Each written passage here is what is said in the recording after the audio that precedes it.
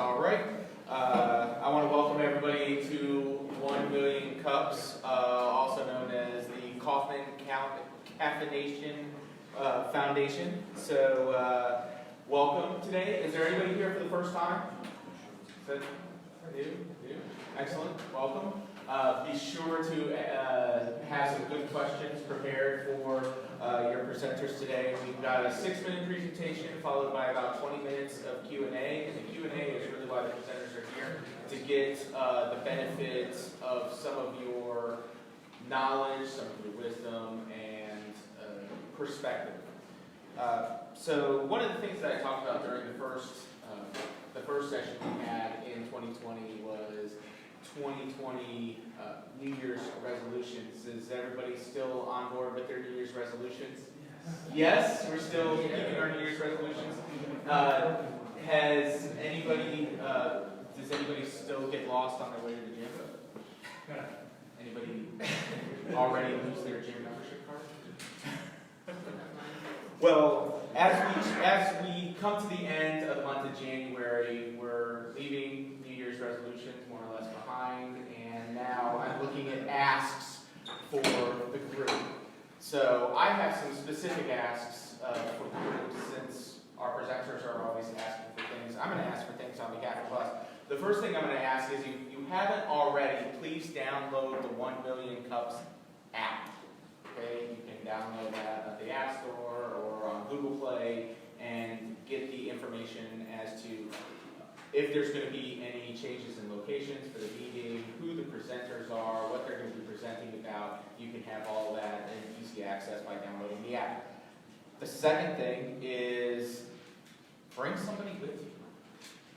Not every meeting, but try to make it a goal once a month to bring somebody to 1 Million Cups that has never been to 1 Million Cups RTP. We would love to meet them, and we would love to share some of the things that we do with them and have them enrich our group and our presenters by their presence.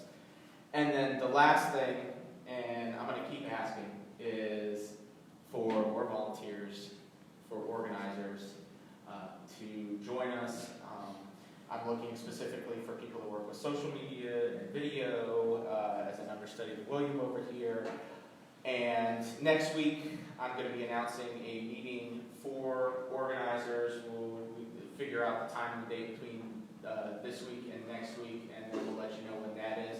But please, if you're interested in being an organizer, or if you're interested in being a sponsor, get in touch with me or any of the other organizers, because we'd love to share with you how you make that happen. So we've got two great presenters today. First, we've got Nicholas Seavert. Is that how you pronounce your name? Seavert. Seavert. Okay, incorrect. Seavert with JangaFX. That's tools for visual effects artists for film and video. So he's going to show you some of the things that he does, and I've seen some of the video. It's pretty amazing, so I want to find out how that works. And then we also have on the schedule Sean Andrews from Inspire in You. That is the Spotify of mental health. Before we get to Nick, I'd like to thank our organizers. We've got Nancy McCreary, Terry Conlon, Jim Roberts, who's back there, William Clote over here on the camera phone, Brenda Ramaya, Tony and Trish Holden, David Bates over here in the blazer, Tracy Imes does the intake, George Stewart, and as always, Krista Johnson Sotomayor. Our sponsors for 1 Million Cups, I'd like to thank American Underground for providing this amazing space, Muddy Dog Coffee for the coffee you drink here, Imperative Product Operations, GTI, Broadreach Marketing, NC Ideas, Soto IP, Uplift Now, and New York Life. And now that you've heard more than enough from me, let's let Nick tell you about JangaFX software. Alright, so hey guys, thanks for having me here. I'm happy that I'm able to present this. And so my name is Nick Seavert. I'm from JangaFX Software, and we are digital arsonists. You might be wondering, okay, what is a digital arsonist? It's someone who blows stuff up digitally, right? So in films, you've got explosions and all that stuff, and we help the artists who create that stuff. We give them the tools to do it. And so keep this in mind during this presentation. I want you to think about how you would manage a high-touch sales process dealing with thousands of warm leads, because that's the situation that we're in. I started the company in 2016. I've got 5 people on my team, and we did it through vested equity instead of investments. And we're currently making 6 figures a year. And so here's some preliminary vocabulary for all of you. Visual effects is all the pretty stuff in a film or game that you see. So explosions, magic, fire, smoke, blood, all that stuff. That's all visual effects. Rendering, we're going to be talking about that a bit, is the process of generating an image from digital objects and scenes with a computer. And then simulation is the process of using math to predict the outcome of a real-life phenomenon. So in this case, you would simulate smoke, and then you would render it to display it. And so picture here is a VFX artist who was crying in his boss's office because he found out that they spent 36 hours rendering an unusable simulation. So the smoke that they made took 36 hours on a computer, and it turns out it wasn't even good enough. It's going to have to do it all over again. So what problems do VFX artists face? Simulating and rendering mediums such as fire and smoke, explosions, it takes days or hours, right? So hours and days. It's a very long, tedious process. This cripples the artist's productivity. The industry tries to throw a computing problem they try to throw computing power at the problem instead of writing better code. We tend to take the stance of writing better code. And then our competitors' tools are notoriously difficult to learn. And so product comparisons. This spider that you see right here, it could take over 12 hours to make in our competitors' tools. In our software, it took 2 minutes. And so we have much faster software than anyone else in the market. And so what's our solution? We have real-time simulations and rendering with proprietary algorithms.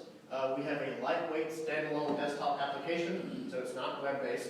And so there's no software required. So it's not a plug-in. You just buy it, you install it, and you've got everything you need. We utilize the GPU, so the graphics card of a computer, instead of the central processing unit. And then we have an intuitive user interface. And then just so that you know, Embergen is the name of our product. And so how do we make money? Right? That's what matters in this case. So Embergen was launched in November 2019. We did start the company in 2016 with a different product. We license our software to studios and individuals through our online store. Licenses are sold on a per computer basis. So for every artist that there is, so if there's 20 artists, they need 20 licenses. And our prices range anywhere from $25 a month to $5,000 a year per license. And so if a big studio comes to us, it could be a $100,000 sale. And so marketing channels, social media, so we do Twitter, Reddit, YouTube, LinkedIn, Facebook, all the good stuff. We target online forums where all these artists hang out. News articles and websites, these people, they write articles about it because our software is just so cool. We don't want them to do it, they just do it for us. We also do SEO, and so optimize for Google ranking and stuff like that on certain keywords. Word of mouth is probably our #1 way of marketing, and then we do not do paid advertising. And you can see over here on the right is our Twitter account, and so we got 3,638 followers and 500 something tweets. And so right here is a Reddit post just showing how viral our stuff gets. Over 7,000 upvotes, 122 comments, and a customer posted this. We did not do it. And so then here's me posting on LinkedIn. At this point, it's almost like 800 likes, 42 comments, 13,000 views, and that's well connected with an our-specific industry. People are sharing it, so Industrial Light, Magic, all the big companies, Disney, they're all looking at this post. The founding team, so it's me, Nicholas Seavert. I'm the founder and CEO. I learned from a few failed startups. Obviously started the company in 2016. I've been making VFX in my spare time as a hobby for over 12 years, but I moved here to North Carolina to work in the games industry for 2 years. And I did that so that I could learn some of the trade and what problems people were facing in the actual industry. And from there, I was able to test my software in a production setting. And then my co-founder, Morton, he joined the team in November 2017. He's also a lead programmer. He has a PhD in computational physics. He's practically a genius, and he's Norwegian. So, yeah. And then, here's my contact info, and then my ask is, how do you manage your high-touch sales process?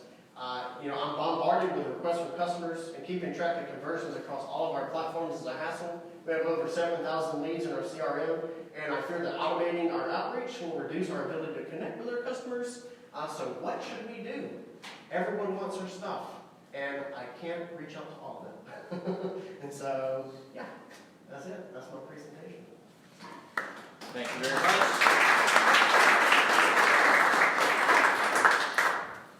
I appreciate it, Nick. So today we have the return of the cue ball. So who's first? Questions?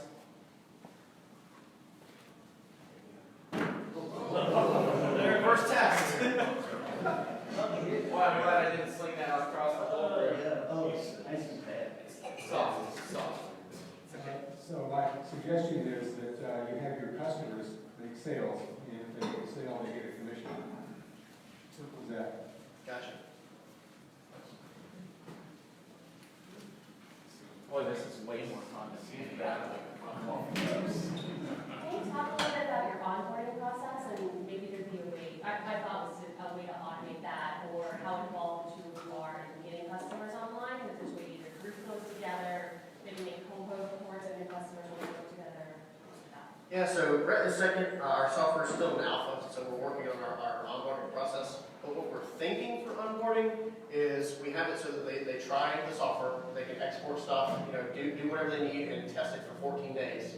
And then from there, we hope that we can send them emails on tutorials and get them onto that. We also plan to have like an in-software chat system that can send them notifications and give them tips and stuff like that on their desktop. So that is kind of about the extent of what we thought about for onboarding. I definitely think that onboarding is one of the really important things that's going to help us with sales. That way we don't need to be so high touch with everybody. Right now, because we don't have that process in place, it's all just high touch stuff. Okay, I have a question back here. One really easy question. What is your Twitter handle? I didn't quite catch that. In which case, for what platform? Is JangaFX.com, if that's what you're wondering.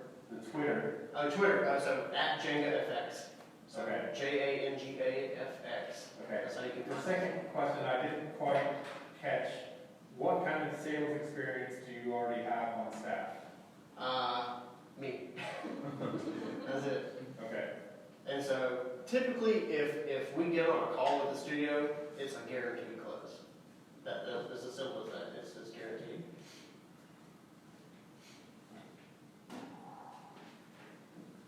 Okay, So you say it's a high-touch sales process. Can you unpack what makes it a high-touch sales process a little bit? Typically, these studios and big corporations who would use this software, it costs a lot of money to change over to software. So not only are they paying for the licensing costs, but then there's the training costs of the employees. And so switching to a new software, it could cost them hundreds of thousands of dollars. And so that's not a decision to take lightly for a company. And so with that, we have to be there, saying, this is what the software does, this is what we can promise you, here's the support that we can give you, and we do that via a demo. So we hop on like a Zoom call, share our screen, show off the software, prove that it's not too good to be true, and that they really can save many days, hours, weeks, months in production time. And then from there, we have to go through and we have to support them, and we just get tons and tons of emails about support. And how do I do this and how do I do that? So it's very, very high touch. And hopefully that describes what I mean by that. So in a follow-up to that, if you were to evaluate your unique skill set, is it more important for you to be a technologist or to be the sales guy? Right? Now, you may not necessarily know the answer to that, but the question is, like, if you are running out of capacity, then the question is, where are your skills most strategically used for the business? Hard question to answer. Sorry. Yep, go ahead. Go ahead and answer the previous question. Okay. All right. So I guess my time is best made probably doing some of the sales demos, at least at this point, until we can expand our sales team. My wife, she's over there in the audience, and she's going to start helping me with sales, and so I'm trying to train her on that. And so one of the problems is we're in the lower six-figure range, and I have to pay my team first. So we just don't have the bandwidth to say hire a sales team. And so we're getting there. I think within the next couple of months we'll have enough revenue where we can start saying, okay, we're going to expand and get sales stuff. But for now, I think that the best thing I can do is just keep doing sales. And then, you know, on like a smaller end with individuals, the product just sells itself. I don't have to talk to them. And they're a big chunk of our leads, but with corporations, you know, I have to do that outreach.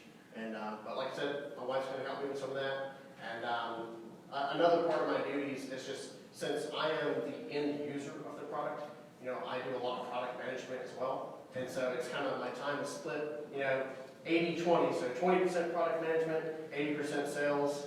And so it's just something that I have to do until we can get someone else who's in the industry and can help us manage the product. So I had one question. You just said something that jogged just off my head, but that you don't have the bandwidth to hire a sales team. Like I would argue that's probably like the most important thing that you could do, and having a real good salesperson, you know, to go out and do that, like should be the first dollars that you spend, in my opinion. But my question revolves: how much of your time, when you talk about high touch sales, I get the sense that what's high touch is not necessarily the sale or the support. And I'd like to know I'm a customer of yours. We've had this conversation. I'm now bought the product. Like, what percentage of your time with me is spent getting me to sign a contract so I pay you, versus how much of your time is spent supporting me? It's probably, it just depends on the client, but I would say an average would probably be 60-40. So 60% getting them to sign, right, because it is a big decision for them, and 40% for the support. And so our sales process, even though it's an easy sell for a lot of the companies, the sales process is months long. Just because they have to get budget approval, it's just all kinds of different stuff. And so it's just constant follow-up. Hey, you know, have you signed these papers yet? Have you pushed it over to accounting? Have you talked to the big decision maker? And just keeping that ball rolling is just a gigantic task spanned over months. And that's for each company that we deal with. And so it's just a really, really long-winded sales process. So if I talk to a company today, they might not buy until July. So that's just how it is. Yeah. That's pretty quick, actually. Yeah, I was going to say, actually, you know, it seems that we can probably consolidate a lot of these steps. Like, for example, just schedule monthly or bi-monthly webinars where you're constantly inviting these 7,000 people to get on and learn about the product. Now, my other question would be, do you happen to know within your leads who is already pretty much knows what it costs? So there's no objection to cost. They're asking you, they're already in it, they've already gotten past that. And they already understand the fact that, you know, they're already committed to making some sort of a change and accept the cost of it. It sounds, the way you presented this, that there is the better mousetrap in the world being a path.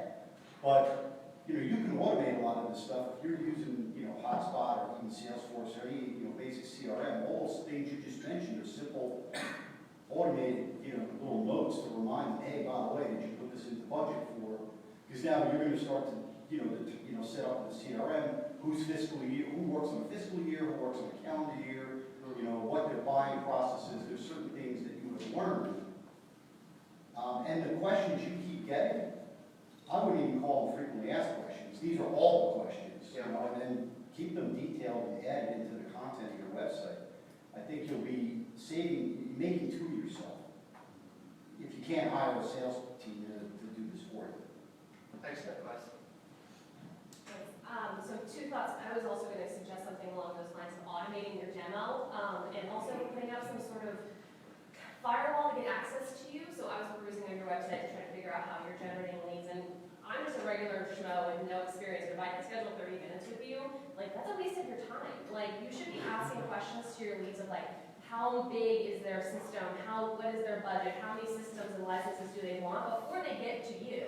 And that way you can hopefully weed out a lot of those people and pivot those low-level people, low-value people, to an automated webinar or a monthly webinar. And so just on the contact form and stuff, just asking some of those questions, and again, if you need, so they already know the price, they already know those things, makes your time more valuable, you know? I would definitely remove the Calendly though, like, because that's like a waste of your time, I would think. Okay. Anybody else? Yep. I'm not throwing it. So you already have a whole bunch of people who know how to use the product and presumably like it. And so if you could somehow arrange for them to help other possible new users, then that would provide a good support ecosystem and all that. Yeah. I assume you thought of something like this, that you could facilitate that. That might be pretty helpful. Yeah, we have a online community where people can help each other, and a lot of the time, customers answer other customers' questions, so that I'm not really doing a lot of that. And so that is a good part, and we have thought about that. And luckily, our customers are nice enough to help each other, so it's pretty good. So that's essentially like a product forum then? Yeah. Other questions? Yeah. Have you looked into any kind of software, like there's two very large companies here in the area, WalkMe and Pendo, that can actually, once that sale is completed, like it's, a lot of people think that there's lead generation services, they're definitely not, but once that lead is locked in, they can, in a large way, take a large load of that CSM type work that you're doing and guide your new users through what's called WalkMe's, and basically have them set up their entire software, and you have very minimal time consuming because it's doing it for you. So that would definitely ease up probably about half of your time right there, and pretty reasonable cost. Okay.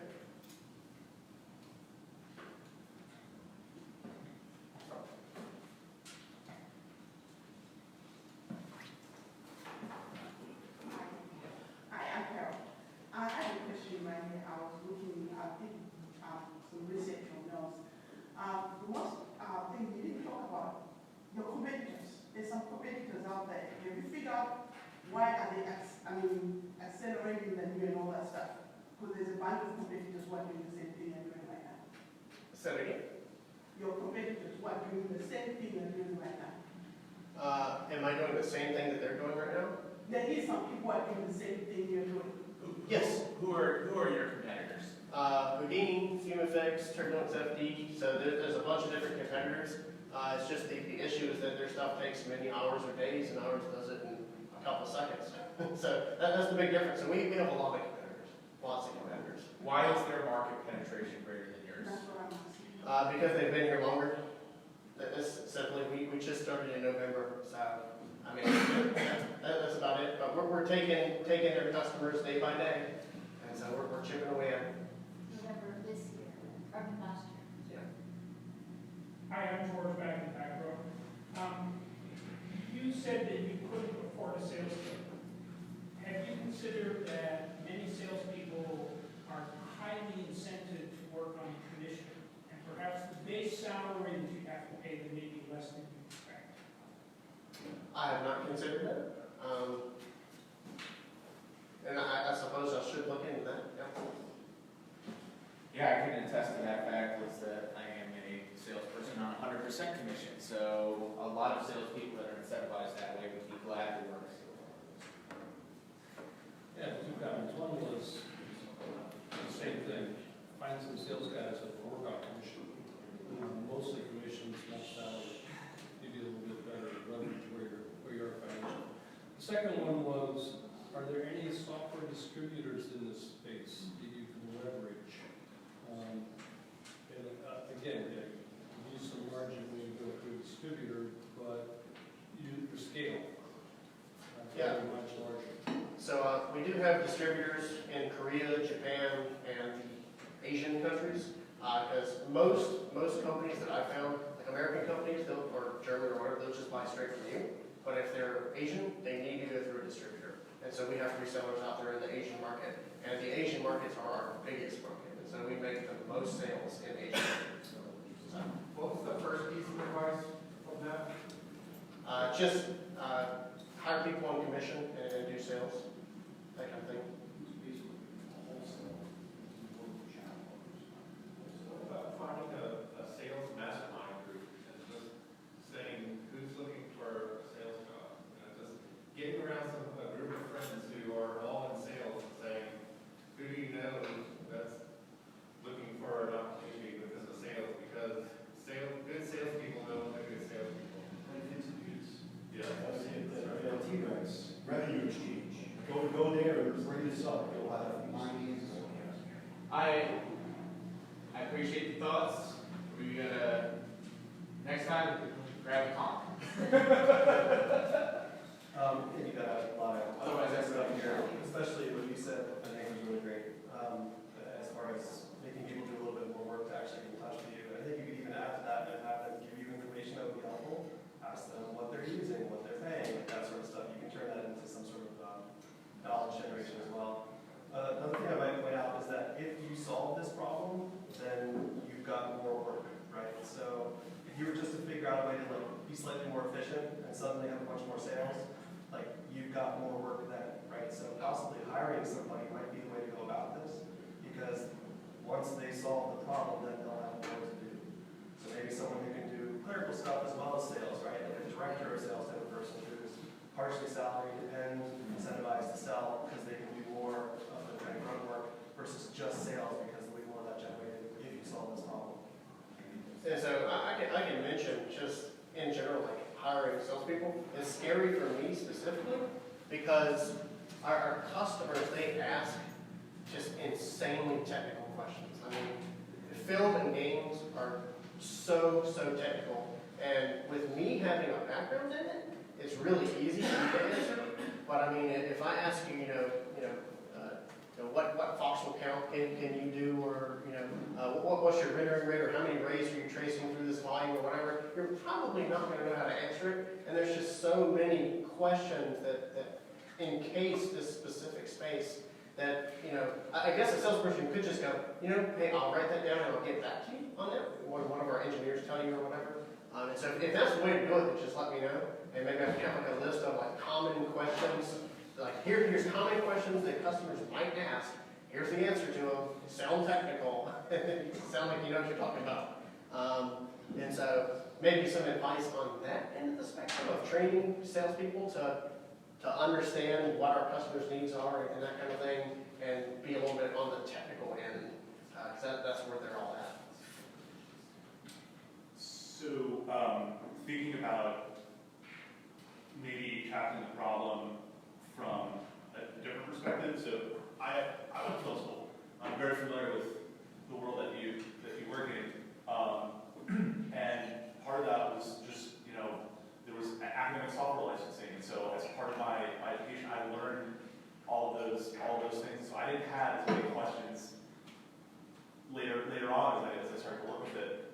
Have you looked at looking at the academic market, maybe doing some academic licensing, and in effect, it's just a brand awareness exercise. And so maybe not in 6 months, but in a year when people are graduating, going into the industry, there's a sort of baseline level of knowledge, and it's not that you're not making the sale, you're not talking about what the ideas are. It's like, oh, JangaFX, I use this when I did whatever project in school. Now they're asking an employer, hey, where's this? I used it in school. Yeah, and so that's going to be one of our marketing strategies once our beta is released. So we already have plans to target Savannah College of Art and Design and Oman, I guess that's how you say it, and just a bunch of other universities who teach visual effects and film and games. And so we have a list, and we will target them as soon as we feel the software is production ready or teachable and that kind of thing. And there's already students using it, many students. I'm sorry? There's already many students. Yeah, it's going to be it later on. Sure. My mark has to do with technology. I'm going to throw out some ideas into sales, like sales.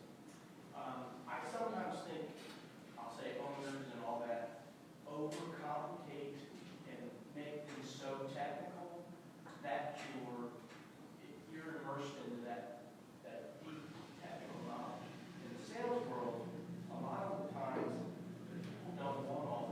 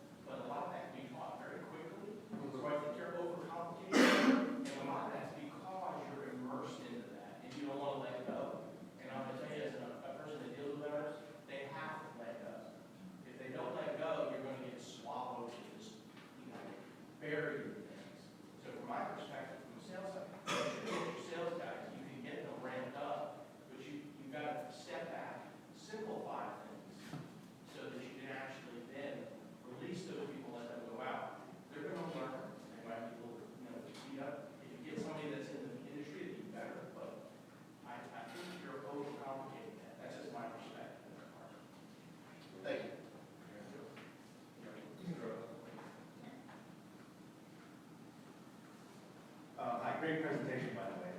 It's more of a rudimentary question. Do you think it would be easier to convert a technical person to a salesperson, or to have a salesperson learn what you know? The reason I ask that is because oftentimes I like to use my hands, I like to go in the shop and make my own designs. However, I've been told many times I'm too expensive to be in the shop, and it's not worth my time. So building on the last gentleman, it's at some point I gotta let go and have somebody else learn. But what do you think? Is it easy to convert a technical person to a salesperson? What's your thoughts on it? It is a question I've thought about, and that was my initial way that I was thinking I was going to solve the issue. Right? Is, oh, well, I'll just hire people who already do this and try to get them to do sales. But from what I've asked around with like some friends and stuff, I'm not interested in that. I just want to make stuff. And so I think that if I was going to do this, or which I should, right? I'm going to have like a two-pronged approach with it. And so we're going to hire technical people who know this stuff, but what they're going to be doing is making tutorials, interacting with the community, and kind of facilitating the community side, and just building up the community, building up tutorials, and things that people can dissect with presets and all that stuff. And so that's one way that you can kind of help more organic sales. And then the other approach is just hire actual real salespeople and maybe train them to do the things like people said. Because I think that there are some pretty common questions. Do you have this? Do you have this? Does it do this? How many of this does it do? Whatever. And I think that I am overcomplicating it, like the guy in the back said.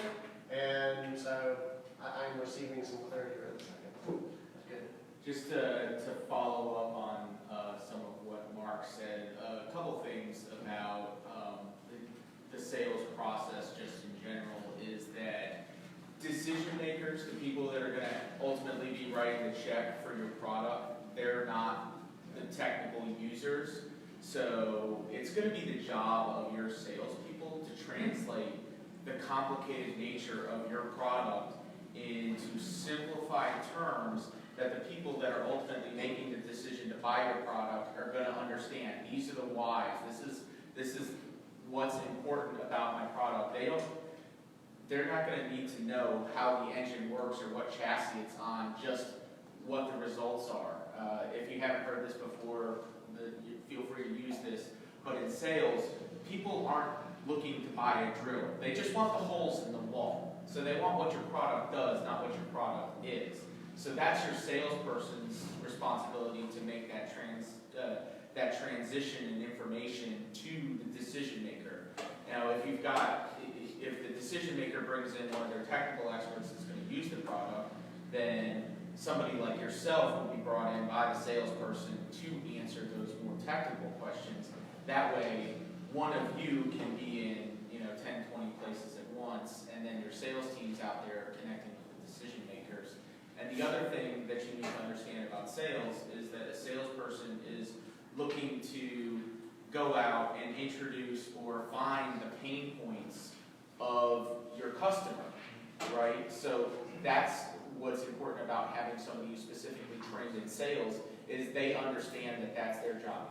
Find the pain and introduce your product as the solution to that problem. Okay, does that make sense? Yep. Are there any other questions? We've got time for a couple more. Yeah? You haven't had one yet?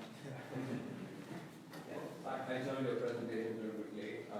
So, based on what you're asking is, so all the 7,000 leads are not equal. Probably you might have thought about this already. What I'm thinking is based on the opportunity and the value of the lead, and also the time sensitivity and your involvement, which are going on. I would categorize them on the maybe just go after those maybe 20 or 30% of that, and then the remaining maybe you might want to hire somebody or even outsource the whole sales activity. That's what I was thinking. Yeah, so one thing that we do have an automation for is categorizing leads and the value of them. And so if they're like an individual, they typically have Yahoo, Gmail, whatever type email address, and we just send all those leads to a completely different pipeline that we're hoping to just automate that, right? And so that does take a big chunk out of our 7,000 leads, right? I think something like 4,000 of those or 5,000 of those are just individuals, right? Low value, $250 sales. And then the rest of those are the ones that we're trying to target, and then we break them up into two categories. They're either in the film industry or they're in the games industry. And then we go simultaneously down the two pipelines. So, yeah. Any other questions? No? All right. Nick, thank you very much. Appreciate your time.